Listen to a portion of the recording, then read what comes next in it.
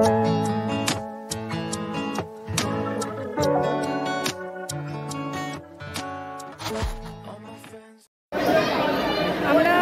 বর্গভীমা মন্দিরে এসেছি।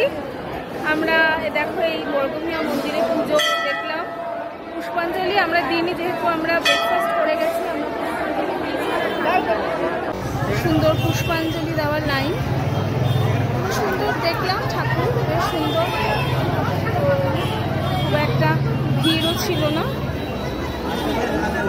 সবাই সিঁদুর দান করছে, সিঁদুর দান করছে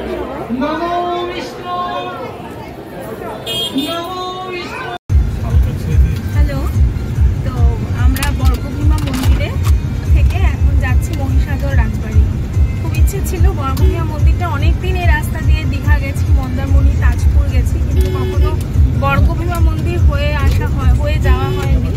তো এবার আমরা এই হলদিয়া যাওয়ার পথে, যেহেতু রাস্তাটা একটু কম, মানে দীঘা বা মন্দারমণি থেকে হলদিয়া রাস্তাটা যেহেতু একটু কম, তো আমরা প্ল্যান করি যে বর্গভীমা আর মহিষাদল রাজবাড়িটা দেখে যাব।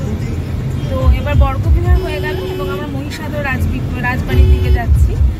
তো আমরা তমলুকে এসছি, ফার্স্ট টাইম এই রাস্তায় ঢুকলাম। ভীষণ সরু রাস্তা, জনবসতিপূর্ণ এরিয়া, বাইক, সাইকেল, টোটো ইস্যু আছে, কিন্তু সহযোগিতাও আছে, লোকজন খুব সাহায্য করে। মানে একটা বড় গাড়ি দেখে যে চালিয়ে দিলাম ওর ওপর দিয়ে, ওই টেন্ডেন্সি না, ওরা যথেষ্ট জায়গা দেয় এবং হেল্প করে, গাইড করে রীতিমতো আমাদেরকে বের করে এনেছে। তো ভালো লাগলো, সবারই সহযোগিতা করা দরকার সব জায়গাতেই। আর আমরা এটা খুব পুরনো শহর, one of the oldest city বলতে গেলে। তো তাম্রলিপ্ত, যেটাকে আমরা তাম্রলিপ্ত জানতাম, সেটাই এখন তমলুক।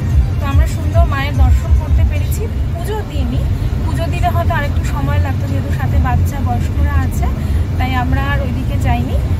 কিন্তু আমরা ভালো করে মাকে দর্শন করেছি, ঠাকুর নমস্কার করেছি, ঠিক করেছি। তারপরে সুন্দর একটা আমরা ফটো এনে আমরা একটা ফটো নিয়েছি। দেখো, একটা ফটো নিয়েছি। এই ফটোটা নিয়ে আমরা এবার রওনা দিলাম মহিষাদল রাজবাড়ির উদ্দেশ্যে। বর্গভীমা মা আমাদের